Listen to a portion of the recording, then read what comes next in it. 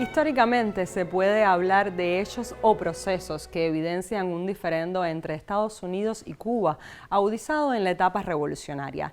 La existencia del bloqueo de Estados Unidos contra Cuba se verifica en todos los frentes económicos, mediáticos, financieros y diplomáticos. Sin importar las personas y las familias, su sufrimiento o distancia o el repudio de la comunidad internacional, eso no interesa. Su objetivo es claro: cambiar el gobierno en Cuba, no importa los costos ni el tiempo que se tomen, pues ya van más para 60 años. ¿Cuál ha sido la política del gobierno actual de Joe Biden con relación a Cuba? ¿Qué significa que Cuba aún permanezca en la lista de países que supuestamente patrocinan el terrorismo? ¿Cuánto se podrá modificar la relación bilateral en este periodo electoral estadounidense? ¿Y cuáles pudieran ser los futuros escenarios posteriores a las elecciones? Justamente sobre las relaciones entre Cuba y Estados Unidos en la actualidad hablamos hoy en Buen Cubano, y me acompañan en el estudio el profesor e investigador Luis René Fernández Tavío, quien es profesor e investigador del Centro de Investigaciones de la Economía Internacional. Muchísimas gracias por acompañarnos. También se encuentra con nosotros Zeida Barrera Rodríguez, profesora e investigadora del Centro de Estudios Hemisféricos y sobre Estados Unidos de la Universidad de La Habana. Gracias por acompañarnos. Usted, acompáñenos también en estos próximos 27 minutos de programa.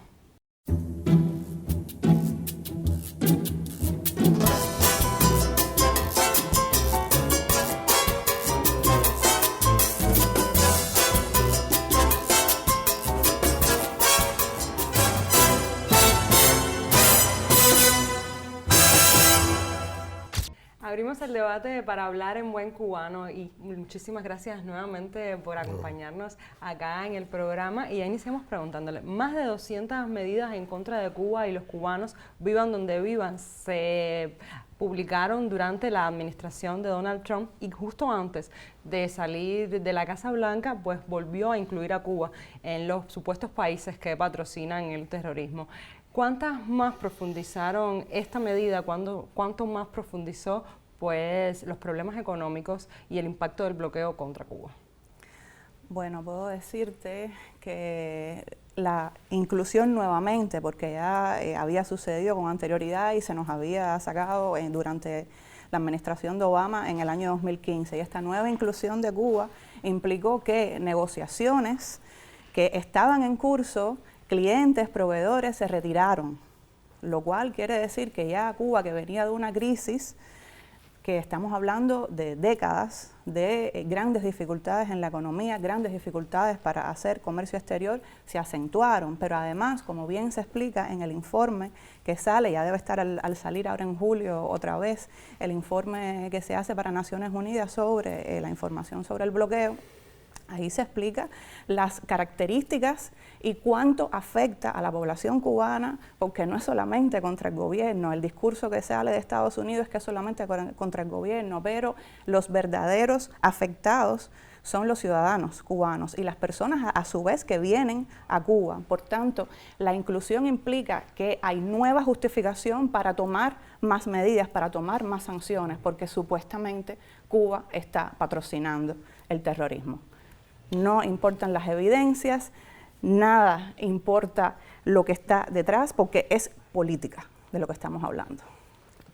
Sí, en realidad hay que ver el contexto de estas medidas para entender un poquito más su significación, porque existieron desde hace muchos años y no tenían estas mismas medidas el mismo impacto. Tiene que ver con los cambios en las relaciones internacionales después del 11 de septiembre, y además la posibilidad que tienen estas medidas de hacerse efectivas por las redes globales que visibilizan cualquier operación comercial o financiera. El proceso intenso de globalización en la década de los años 90 hace más agresivo que un país como Estados Unidos declare una lista totalmente política, sin fundamentación, como ya se dijo, pero las condiciones de las redes por donde transita el dinero y la visibilidad que tiene eso hacen muy efectivos esos mecanismos, y la posibilidad de que Estados Unidos penalice bancos importantes de primer nivel paraliza un conjunto de relaciones. O sea, que es una medida que tiene gran trascendencia.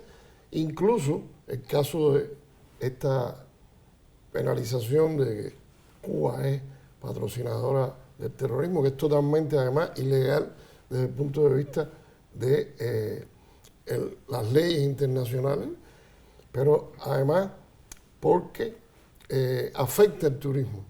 El caso de uno de los mercados principales era el europeo, y ellos ahora entonces no tienen el waiver de que puedan entrar a Estados Unidos, sino que tienen que pedir un permiso especial después de haber venido a Cuba. Entonces, si es uno de los mercados principales y una de las fuentes de ingresos principales, hay que entender que todas estas medidas van dirigidas a dañar fuentes principales de ingresos de la economía cubana.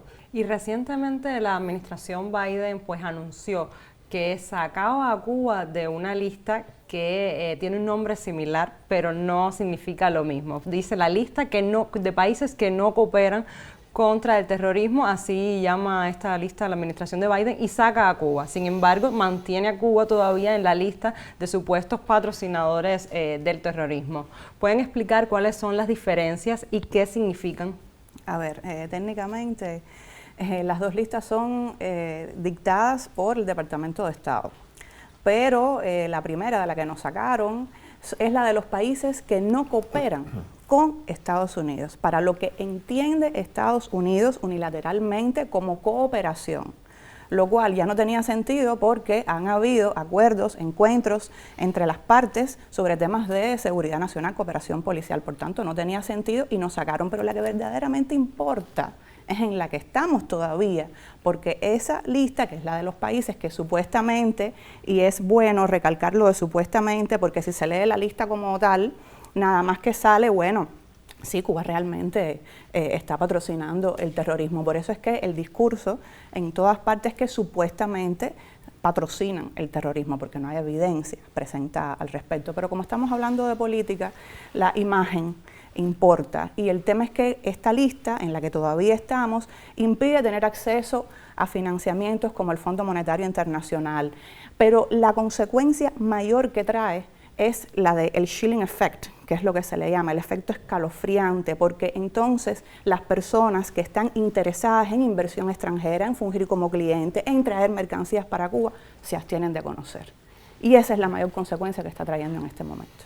Profesor, y usted explicaba que esta lista pues afecta a la economía y mencionaba uno de los renglones principales de Cuba, que es el turismo. Cualquier decisión que tome Estados Unidos con el dólar y que acuse o ponga en una lista, todos los asesores legales van a decirle a los bancos, a los inversores, fíjate, porque este es un riesgo de que reciba unas enormes sanciones de miles de millones de dólares por haber hecho una operación con Cuba, y la lista es larga, pero el contexto es distinto y presumiblemente, por lo menos en mi interpretación, ha habido presión de cubanos americanos en Estados Unidos contra la ley, la denominación de que Cuba es un país terrorista, conociendo los efectos, y por lo tanto podía ser una recomendación de los asesores de campaña para tratar de ganar algunos votos, no porque va a ganar nunca la mayoría de los cubanos americanos en la Florida, porque ya se sabe que eso no va a suceder, pero de alguna manera puede mejorar su proporción en general, y es una acción, yo creo, de este tipo, que tampoco se puede ver como una acción estratégica.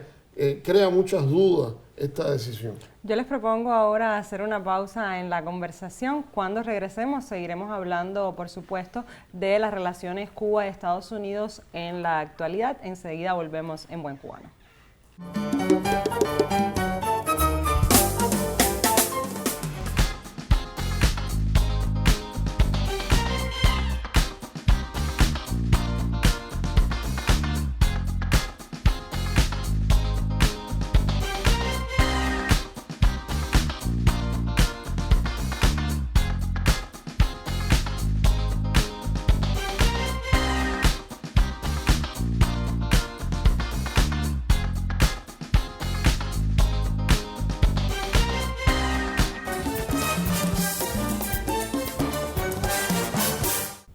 Continuamos el debate en Buen Cubano hablando sobre las relaciones Cuba-Estados Unidos y seguimos hablando un poco de las relaciones económicas y de los anuncios nuevos de la administración Biden. Les propongo ahora hablar sobre estos nuevos anuncios a favor de, o que se dicen al favor del sector privado cubano sobre, por ejemplo, que pueden ahora poner dinero en bancos estadounidenses. ¿Qué costo-beneficios puede traer esto para la economía cubana? Bueno, es una pregunta compleja y creo que vale la pena decir que toda la política de Estados Unidos hacia Cuba, desde las primeras leyes específicas que violan la soberanía, la ley Torricelli y Helmut-Bulton, ha tenido los llamados dos carriles. Es decir, pretende, y siempre en el discurso político hablan de ayudar al pueblo cubano y actuar contra el gobierno. O sea que supuestamente eso es posible. Creo que hay que decir categóricamente que eso no existe, porque Cuba es un país, es único, la economía es única, los sistemas son únicos, la electricidad de las plantas con todas las dificultades que hay es la que hace funcionar a los negocios privados, a las empresas extranjeras y a todo. Por lo tanto, eso es una contradicción fundamental, pero siempre han pretendido planteárselo en esos términos. Entonces, el impacto busca, yo creo, además de esta idea de que están ayudando, de que están haciendo algo, en este año electoral, una elección sui generis, en condiciones donde la diferencia entre los presuntos candidatos con unas características realmente increíbles, que no tenemos tiempo aquí para desarrollar, pero ya sabemos, Biden en una situación una avanzada de edad, el otro candidato, presunto candidato, con unas características muy particulares también y unas declaraciones políticas extremas. Pero entonces, ¿qué ocurre? Eso cumple ese objetivo y busca segmentar, dividir, afectar la economía y al mismo tiempo cumplir estos objetivos de política interna con relación a las elecciones para tratar de mover y pretender de que haya un grupo que diga, bueno, mira, está reaccionando, van a hacer algo, aunque como dijo Seide al principio, la medida que define no la han cambiado. Entonces, en realidad, la de falsamente declarar a Cuba como patrocinador del terrorismo, congela todo lo demás. El costo es ese, tratar de dividir en términos económicos, porque la economía no funciona en estanco, no puede tener un efecto total beneficioso para el sector privado manteniendo el bloqueo. Y eso está por ver. Y su funcionalidad depende, como se decía, de todo un conjunto de otras restricciones que existen para la economía, porque ¿cómo se van a hacer las transferencias a los bancos de Estados Unidos si no hay un banco en Cuba que pueda hacerlas? O sea, hay muchas preguntas y eso está por ver. Pero, de todas maneras, cabe reconocer que la posibilidad de que se creen cuentas de cubanos, que se puedan hacer transferencias, que hay un conjunto de software, que se pueden exportar productos hechos por el sector privado, siempre que no violen las leyes de Cuba, cosa que también está por ver. Sí, si incluso con todas estas medidas el sector está teniendo un arrastre importante, está importando, está teniendo una participación importante, si se le mejoran las condiciones, debe tener un mayor impacto sobre la economía, pero creando problemas económicos que tienen dos alternativas. O ellos siguen desmontando las piezas del bloqueo, de esa guerra económica, como me gusta decirle, o sencillamente eso queda como una parte de la problemática que de momento no tendría una solución total. Porque el grueso del bloqueo está ahí y está funcionando a su máxima expresión. Te veo que quieres hace rato, pues por supuesto, dar tu opinión. A ver, primero, para el empresariado cubano, los cuentapropistas, otros actores económicos, en este momento poder abrir cuentas es una ventaja porque ahora que todo el mundo está pidiendo pagos en el exterior, estoy hablando de proveedores y clientes, supone indiscutiblemente una ventaja. Que esos pagos en el exterior en parte son por el bloqueo, pero en parte también por las dificultades que Cuba ha tenido históricas para poder efectuar dichos pagos. Pero, como todo lo que viene de Estados Unidos, yo recomiendo como consultora de negocios siempre tener cautela, porque las regulaciones para el control de activos cubanos existen desde 1963 que permiten congelar activos cubanos. Pasó desde los inicios de la revolución con la cuota azucarera, se congelaron esos activos, se han congelado los activos de Texas. Entonces lo que estoy diciendo es que esos activos, en esas cuentas, si los bancos estadounidenses desean abrirlas, porque una cosa es lo que dice la administración de Biden, pero otra cosa es obligar a un banco estadounidense con todos los riesgos que implica Cuba a abrir una cuenta allá. Entonces, cuando usted tiene dinero, eso es un blanco, y recordemos que está vigente el título 3 de la Helms-Burton gracias a Trump, y por tanto eso quiere decir que es un blanco para que esos activos pasen como compensación a las personas que están demandando a Cuba por traficar. Estoy pensando también en lo que le ha sucedido a otros países y a otros empresarios de otros países que tienen todavía sus cuentas congeladas en los Estados Unidos luego de que le permitan ponerlas. Por supuesto, entonces, teniendo dinero ahí, suponiendo que todos estos escenarios se dieran, que logras abrir la cuenta, que logras hacer la transferencia, sacar el dinero y estar muy pendiente, o sea, sacar el dinero, hacer las operaciones, pero sacar el dinero lo antes posible, porque no se sabe qué va a pasar. Y el empresario que hace negocios con Estados Unidos tiene que estar siempre muy pendiente de las elecciones, porque todo puede cambiar el 20 de enero del 2025 cuando asuma el nuevo presidente. Precisamente esta era mi otra pregunta. Estamos en un proceso electoral y es bueno también pues caracterizar estos 4 años de Biden con respecto a la política que ha tenido con Cuba. ¿Cómo pueden caracterizar estos 4 años de Biden con respecto a las relaciones Cuba-Estados Unidos? Bueno, desde el punto de vista sancionatorio, que es uno de los temas que atiendo y que ahora mismo está culminando una tesis de maestría de una profesora nuestra en el CCU, te puedo decir que Biden no ha sancionado ni tampoco ha flexibilizado mucho el bloqueo. Pero el tema es que él continuó el escenario, el tinglado que montó Trump, que hizo toda una serie de sanciones que ha implicado que no hay mucho más. O sea, no hay mucho más que hacer porque ya estamos hablando de agencias y mecanismos que están engrasados de hace décadas. Por tanto, él lo que hizo fue mantener todo eso y ha tenido algunos aportes, como por ejemplo la invención de una nueva lista negra en la que estamos de países que no respetamos la libertad religiosa.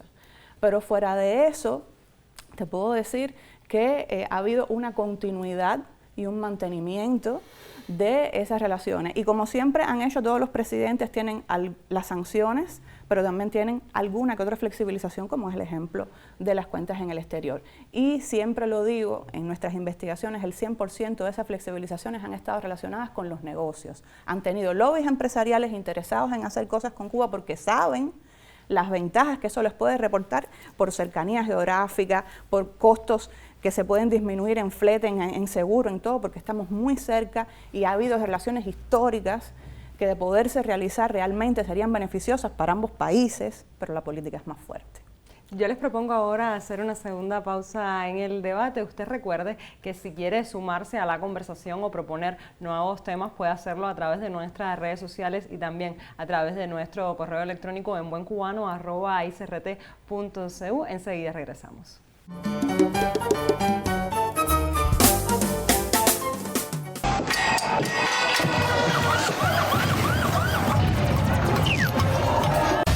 Las realidades del mundo actual exigen agudeza visual. Por eso aquí miramos y analizamos con Visión 2020.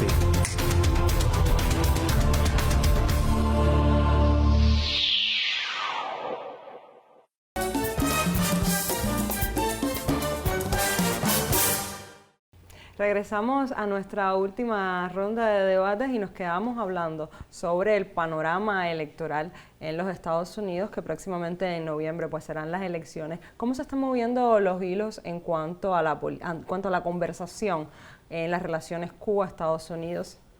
Bueno, en primer lugar hay que entender que sí, que ha habido una continuidad, esa es la tendencia, vamos a decir, más normal, pero esa continuidad se da en un contexto distinto y a mí me gusta caracterizarla como guerra económica, porque se dice política de máxima presión, se dice que si aquel u otro restricción, más llamado sanciones, o se ha introducido o se ha flexibilizado en algún sentido por alguna presión interna, pero el problema es que se da de una manera distinta.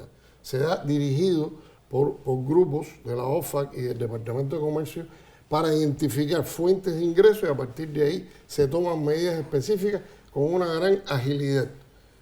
Y la administración Biden, a pesar de haber prometido desmontar eso de alguna manera, aunque tampoco fue muy categórico, al final lo dejó todos los elementos fundamentales como estaban. Es una administración débil, no tenemos tiempo para analizar por qué, y la situación en general es muy sui generis, por decirlo. No es un caso normal o estándar de elecciones que se puede utilizar. Recordando que el factor fundamental que determina la política de Estados Unidos hacia Cuba no es tanto la situación interna, aunque influye, y las características del presidente también, y fuerzas que pueden actuar en una dirección u otra, sino la propia condición de la economía cubana, su dinamismo y su fortaleza. Y esto es lo que en última instancia determina los cambios hacia un incremento de los instrumentos del llamado poder blando y el bajar un poco todas las sanciones, las llamadas sanciones, medidas unilaterales, coercitivas, de tipo económico, que en este momento tienen un carácter totalmente distinto a lo que era antes. O sea, creo que Cuba debe esperar que vamos a seguir con un tipo de política de esta naturaleza, con variaciones que van a tener un impacto, por pequeña que sea, por el tamaño y el poder de la economía de Estados Unidos, pero no podemos depender de eso, no podemos sentarnos a esperar por la política de Estados Unidos. Ya el profesor daba sus previsiones de acuerdo a las elecciones electorales del próximo noviembre, pero le pregunto a usted también como analista de las relaciones de Estados Unidos y Cuba, ¿cómo se avisora estas elecciones? ¿Qué pasaría si Biden va a un segundo mandato o si Trump vuelve a retomar el poder en la Casa Blanca? Bueno, siguiendo el hilo de lo que ha sancionado y flexibilizado cada uno y cómo ha sido su política hacia Cuba de ganar Trump, se pueden esperar muchas sanciones y poquísimas flexibilizaciones. Biden pudiera ser menos agresivo, porque realmente su administración ha sido mucho menos agresiva que la de Trump, pero eso no quiere decir que no se vaya a mantener lo que ya había montado Trump, e igualmente ha habido muy pocas flexibilizaciones en el tiempo. Y ya explicamos cómo habían sido las características de esas flexibilizaciones relacionadas fundamentalmente con los negocios. ¿Cómo podemos aterrizar todo esto que hemos hablado a el plato del cubano, a la política nacional? Bueno, en realidad es difícil. Eso requiere mucha conversación porque es que el cubano no suele identificarse porque es algo que está pasando en otra nación, pero lo ve todos los días y afecta a todos los sectores. Ya yo digo que no se puede hablar del bloqueo, me disculpas Luis René, solamente económico. Ya yo hablo de un bloqueo sin apellido. O si tuviera un apellido fuera un bloqueo cultural. Y no hablando de cultura como arte, sino hablando de cultura como toda forma de creación humana, porque ya es tan amplio. Por ejemplo, las mismas medidas contra los diplomáticos, ya eso se sale del ámbito económico y eso es solo un ejemplo. Ya abarca todos los sectores de la economía. Estas dificultades al import, que es la que se encarga de la canasta básica, del arroz, del aceite que se recibe en cualquier núcleo familiar cubano, se ve afectado por los impedimentos para poder realizar las transacciones. Y eso es solo uno de los ejemplos. El sector energético ha tenido problemas para poder traer turbinas, para poder buscar piezas de repuesto para realizar. Se han retirado de las negociaciones esos proveedores, se han retirado de servicios, ya personas que estaban contratadas brindándole servicios a la Unión Eléctrica se retiraron. Los bancos además les aconsejaron no hacer negociaciones con Cuba por temor al bloqueo. Entonces, ¿cómo se puede dirigir un país en esas condiciones? Se cometen errores, pero ¿cómo sería nuestra economía de no tener esa interferencia extranjera? Eso nunca nadie lo va a poder saber. Yo sí creo que es una guerra económica y que la guerra económica es la que centra todo eso.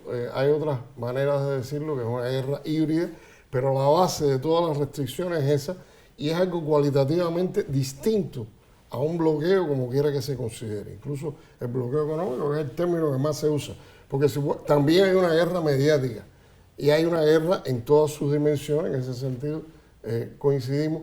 Y efectivamente los impactos de todas esas medidas se van a seguir sintiendo. En sentido general, la tendencia es a la continuidad y la tendencia esa va a llevar un costo muy grande para Cuba en todas las esferas, porque no es lo mismo. Las mismas medidas no se aplican ni tienen la misma consecuencia que tenían antes. Hay un refinamiento en la aplicación de todas esas medidas y tienen un impacto mucho mayor, tanto por la parte de Estados Unidos como por todo el conjunto de mecanismos que tienen para llevarlas a la práctica. Les agradezco a ambos estar acá con nosotros y por supuesto ofrecernos su análisis en esta relación Cuba-Estados Unidos que históricamente ha sido compleja. Una relación compleja la de Cuba y Estados Unidos, ya les decía, la estrategia por parte de Estados Unidos ha consistido en la implementación del bloqueo y sobre todo en hacer ver que la causa de tales desventuras ha estado siempre en la ineficiente gestión del gobierno cubano y no en las acciones de hostigamiento de Washington. Entonces, desde esta orilla toca continuar con la resistencia en el trabajo y la denuncia para que nos dejen vivir. Nos vemos nosotros la próxima semana para continuar pensando la vida cotidiana de este país en buen cubano.